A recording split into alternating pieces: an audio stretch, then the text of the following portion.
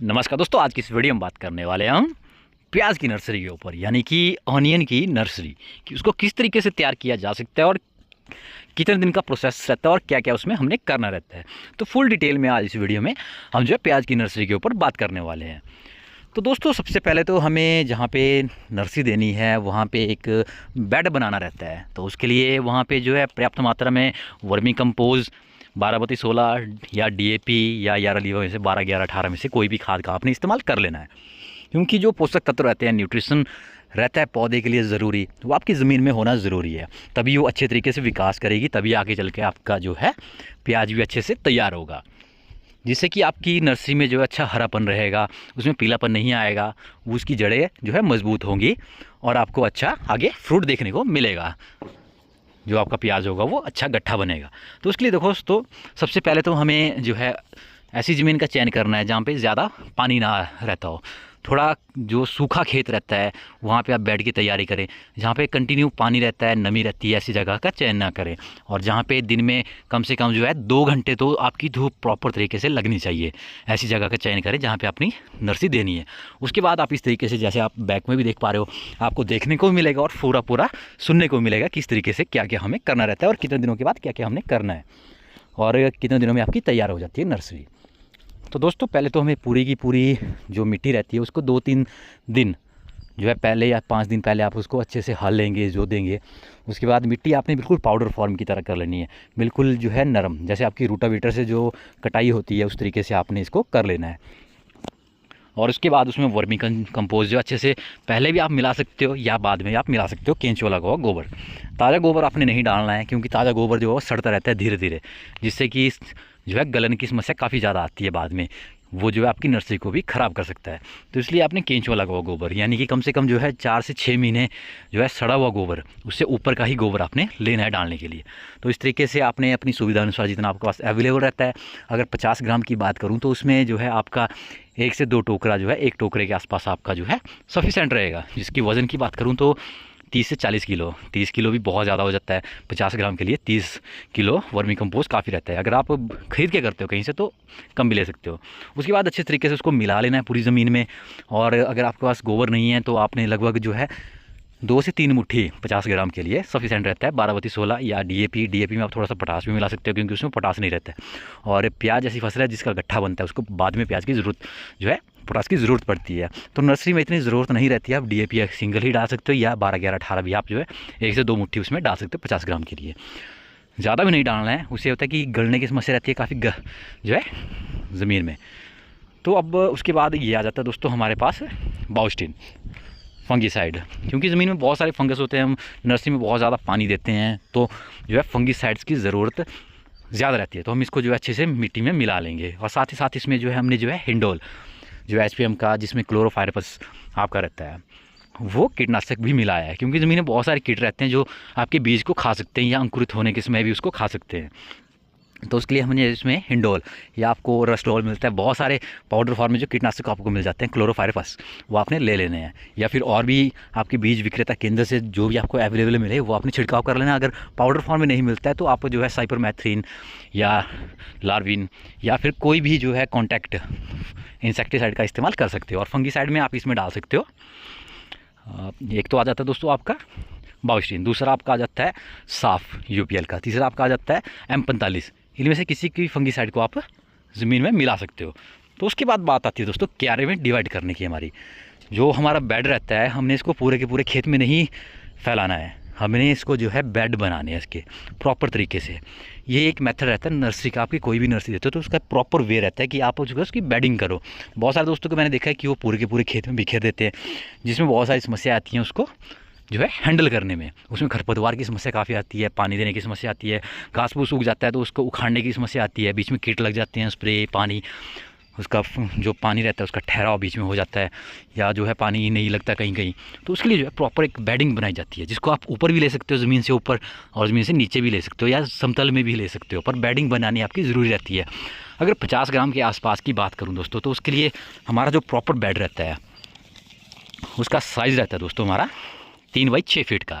50 ग्राम के लिए इतना सफिशिएंट रहता है, ज़्यादा भी बड़ा नहीं बनाना है, क्योंकि आपका जो प्याज रहता है वो एक सुई की तरह खड़ा रहता है। तो उसके लिए ज़्यादा, जैसे आपका टमाटर रहता है या फिर गोभी की नर्सरी रहती है, शिमला मिर्च की नर्सरी रहती है, उस तरीके से हमें उतना बड़ा बेड की ज़रूरत नहीं पड़ती है। उसके मुकाबले इसमें काफ़ी छोटे बेड की ज़रूरत पड़ती है। तो इस वाले बेडिंग में हम जो है लगभग जो है हमारे छोटे छोटे क्यारे हैं, क्योंकि छोटा क्यारा ये रहता है दोस्तों 3 फीट, 3.5 या 2.5 फीट का भी आप ले सकते हो, और 2x9 का भी आप बना सकते हो, 3x6 का भी आप ले सकते हो 50 फीट के लिए, 50 ग्राम बीज के लिए। आप अपने अनुसार जितना आपने जो है ज़्यादा बीज लगाना है, आप उसी के अकॉर्डिंग जो है इसका साइज़ बढ़ा और घटा सकते हो। तो बेड आपने बिल्कुल प्लेन करना है, ताकि इसके ऊपर पानी जब आप दोगे तो वो एक जगह पे खड़ा ना हो, जिससे कि अगर काफ़ी ज़्यादा लंबा टाइम पानी खड़ा रहता है तो उससे जो है आपकी नर्सरी जो है उसके गलने के चांसेस रहते हैं। हालांकि प्याज में भी ये दिक्कत सामने आती है, उसमें भी थोड़ी बहुत जो है आपकी डंपिंग ऑफ यानी कि जड़ गलन की समस्या भी सामने आती है। तो उसके लिए जो है प्रॉपर में आपकी पूरी की पूरी ज़मीन जो है समतल रहती है, आप इस तरीके से बना सकते हो या समतल में भी बना सकते हो। और जब आपका प्याज बड़ा हो जाता है तो आप ये क्यारियाँ साइड में जो नालियाँ आपकी ड्रेन्स रहती हैं पानी की निकासी के लिए या लगाने के लिए, उनको पूरा का पूरा भर सकते हो। उसके बाद आपने बीज ले लेना है, उसको प्रॉपर वे में जो है पूरे के पूरे बेड में अच्छे से बिखेरना है, या फिर आप इसको लाइनिंग में भी लगा सकते हो। बहुत सारे दोस्त जो बड़े बड़े आपके नर्सरी फार्म्स रहते हैं वहाँ पे जो है लाइनिंग में लगाया जाता है, उसमें जो है बहुत ही ज़्यादा स्मेल लगता है, उसमें बहुत ही ज़्यादा जो है धैर्य का काम होता है वो। आप उस तरीके से भी लगा सकते हो, या फिर आप जो है इस तरीके से बरूर सकते हो, यानी कि इसको मुट्ठी में लेके बिखेर सकते हो हर जगह पे।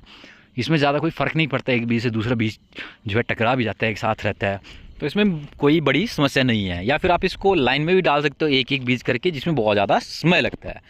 तो दोस्तों उसके बाद बात करते हैं कि कितने दिन में जर्मिनेट हो जाती है। दोस्तों अगर अच्छा मौसम रहता है, गर्मियों के मौसम में आप डालते हो तो 4 दिनों के बाद जो है अंकुरन शुरू हो जाता है। या फिर थोड़ा मौसम डाउन है, जैसे बरसात के बाद डालते हो तो उस वक्त थोड़ा मौसम जो है डाउन चला जाता है, तो उस वक्त आपका कम से कम लगता है 6 दिन से ऊपर, यानी कि 6वें दिन से बाद थोड़ा थोड़ा अंकुरन शुरू हो जाता है। तो इस तरीके से आपने पूरे के पूरे खेत में डाल देना है आपने इसको, बेडिंग जो बनाई होती है आपने, और उसके बाद इसके ऊपर से दोबारा से जो है थोड़ा हिंडोला आपने इसके ऊपर से डाल देना है। या फिर नहीं है तो आप जो है लिक्विड कोई भी लेके इंसेक्टिसाइड का छिड़काव कर सकते हो।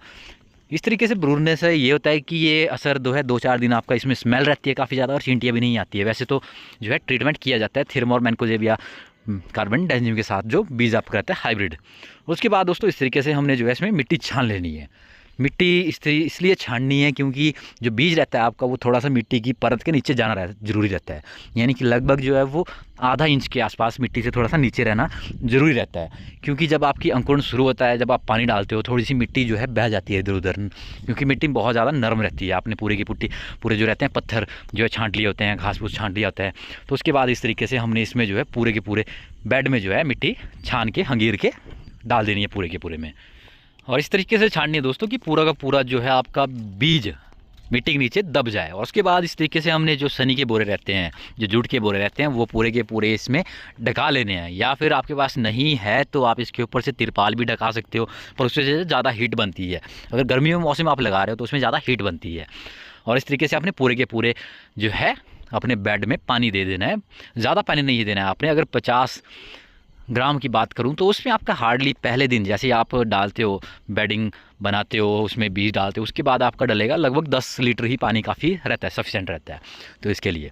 तो उसके बाद आपने जो है नेक्स्ट डे, जैसे अगली सुबह होती है आपकी, थोड़ी जो है मिट्टी सख्त हो जाती है, जम जाती है पानी से। अगर आप इस वक्त जो है इसमें भरपूर पानी दोगे तो मिट्टी बह जाती है एकदम से, और बीज आपका एकदम से जो है बाहर आ जाता है, जिसके जैसे जर्मिनेट होता है, जैसे उसमें धूप पड़ती है तो वो एकदम से सूखने का डर रहता है। अगर मिट्टी के अंदर रहेगा बीज आपका तो अच्छे से जड़ें पकड़ेगा, अच्छे से ग्रोथ करेगा।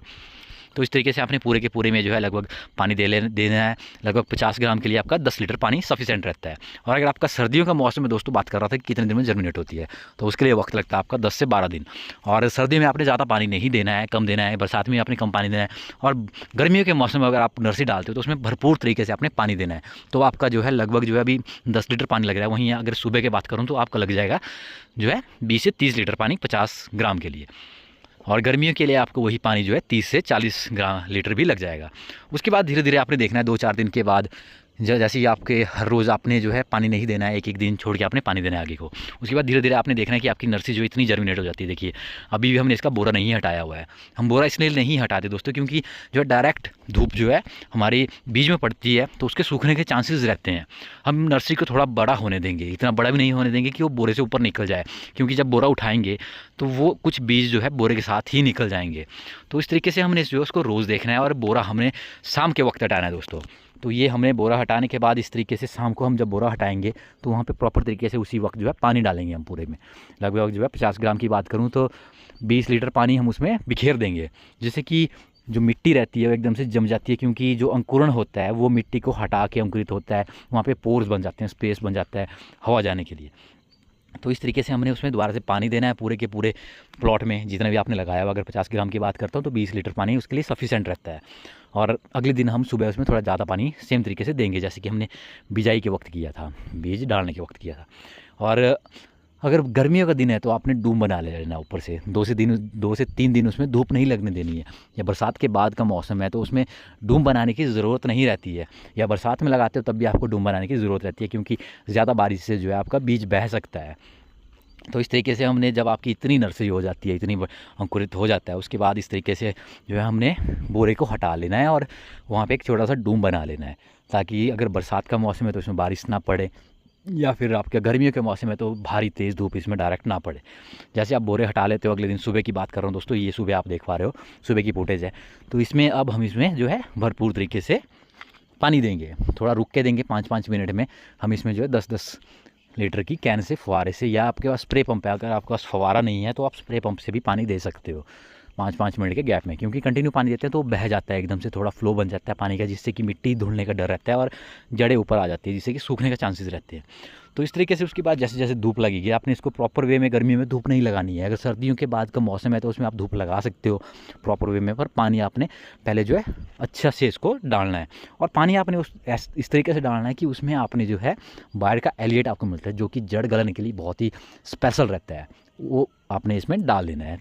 वो आपका डलता है दोस्तों 1 लीटर पानी में 1 ग्राम के आसपास वो डलता है, या आप उसको 2 ग्राम भी जो है 1 लीटर पानी में डाल सकते हो, यानी कि 10 लीटर पानी में आपका 20 ग्राम डल जाएगा। अगर वो नहीं है तो उसमें आप बाउस्टीन भी डाल सकते हो, बाउस्टीन भी नहीं है यूपीआर का साफ डाल सकते हो, वो भी नहीं है तो M45 आप ज़रूर इसमें डालें पानी डालने से पहले, जो पहला आपका छिड़काव रहता है, क्योंकि यही समय रहता है जब इसमें जो है फंगस या कीट वगैरह की समस्या ज़्यादा आती है। तो कीटनाशक के लिए भी आप इस चारों तरफ से वही सेम पाउडर इस्तेमाल कर सकते हो। ये आपके पास दोस्तों मिलता है सुपरएक्स, या फिर आपको थायोमोक्सी मिलता है, उनका ही आप छिड़काव कर सकते हो चारों तरफ को। उसके बाद वही प्रोसीजर रहता है दोस्तों, आपने पानी जो है आगे को 2 दिन कंटिन्यू पानी देना है इसको शाम के वक्त, और वही आपने सुबह के वक्त भी देना है। 2 वक्त आपने अगले 3 दिन तक पानी देना है, गर्मियों का मौसम हो या जो है सर्दियों का मौसम हो। सिर्फ बरसात के मौसम में अगर बारिश होती है उस वक्त आपने डूम बनाया होता है तो उसमें आपने एक ही वक्त पानी देना है बरसात के मौसम में सिर्फ। और सर्दियाँ ज़्यादा है, काफ़ी ज़्यादा सर्दियाँ रहती हैं तो उसमें आप सुबह शाम पानी दे सकते हो, पर आपको दिन के वक्त जो है आपने इसको ढकाना नहीं है। और उसके बाद धीरे धीरे आपकी नर्सरी बढ़ती जाती है, ग्रोथ के लिए आप उसमें जो है NPK 19-19-19 का भी छिड़काव कर सकते हो, या उसमें जो है हल्की सी एक मुट्ठी आपकी कैल्शियम की काफ़ी रहती है अगर जो है पीलापन आ रहा है उसमें। और ये दोस्तों हम कर रहे हैं इसमें जो है बाउस्टीन का दोबारा से छिड़काव, क्योंकि ब्लाइट के भी चांसेस रहते हैं, और इसी तरीके से आप जो है इंसेक्टिसाइड का भी जो है इसमें छिड़काव कर सकते हो। और साथ ही साथ दोस्तों आप इसमें NPK 19-19-19 घुलनशील जो रहता है उसका भी छिड़काव इस तरीके से कर सकते हो। लगभग आपका जो है 50 ग्राम के लिए जो आपका डलेगा लगभग 20 ग्राम काफ़ी रहता है, उसको आपने जो है इसी तरीके के कैन में या जो है स्प्रे पंप में डाल के जो है 10 लीटर के पानी में 20 ग्राम 19-19-19 डाल के जो है छिड़काव कर लेना, जिससे कि अच्छी ग्रोथ होती है। एक तो आपने पहले ही इसमें जो है 12-32-16 या DAP या 12-11-18 या उसमें वर्मी कंपोज आपने प्रॉपर तरीके से डाला होता है, तो उससे जो है आपका जो साइज़ रहता है प्याज का, जो आपकी अंकुरण होता है वो थोड़ा मोटा होना शुरू हो जाता है। और जो दोस्तों आपकी नर्सरी तैयार होती है वो अच्छे तरीके से जो तैयार होती है वो आपकी जो है 35 दिन के बाद तैयार हो जाती है। पर बेस्ट आपकी लगाने के लिए जो रहती है, प्लांटेशन के लिए जो बेस्ट नर्सरी रहती है दोस्तों, वो आपकी तैयार होती है जाके 40 से 50 दिन के भीतर।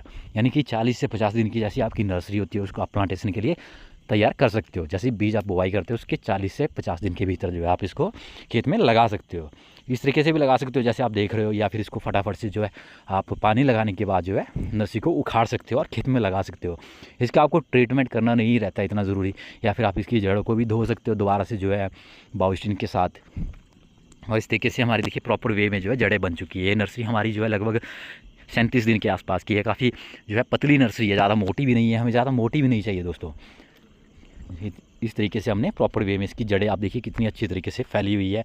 और थोड़ा बहुत जो पुरानी पत्तियाँ हैं उनमें भी प्याज लगा हुआ है, थोड़ापन उनमें जो है पीलापन आया हुआ है। बाकी जो हमारी ऊपरी जो नई जो पत्तियाँ निकली हुई हैं वो काफ़ी जो है हरी है और काफ़ी अच्छे से हमारी ग्रोथ भी हुई है। और पूरा का पूरा प्लॉट आप देख पा रहे हो कितने अच्छे तरीके ग्रोथ किया हुआ है। तो पानी की बात करता हूँ दोस्तों, आपने कंटिन्यू पानी जो है हर 2 दिन में आपने पानी लगाना है। यानी कि आज आपने पानी नहीं लगाना है, अगले दिन आपने पानी लगाना है शुरुआती 10 दिनों में। उसके बाद 10 दिनों के बाद आपने जो है 2 दिन छोड़ के प्रॉपर वे में पानी लगाना है। यानी कि 50 ग्राम की आपकी नर्सरी है तो उसमें हार्डली आपने जो है 2 दिन छोड़ के तीसरे दिन जो है उसमें 20 लीटर के आसपास पानी डालना है। गर्मियों का मौसम में आप 30 लीटर डाल दीजिए, बरसात का मौसम में थोड़ा कम डालिए, और सर्दियों का मौसम में तब भी आप 15 लीटर के आसपास पानी उसमें ज़रूर डालें। तो इसी के साथ दोस्तों अपना मूल्य समय देने के लिए बहुत बहुत धन्यवाद। अगर कोई सवाल या सुझाव रहता है तो कमेंट बॉक्स में ज़रूर लिखें। बहुत जल्द मिलते हैं और भी नई बहुत सारी वीडियोज़ के साथ।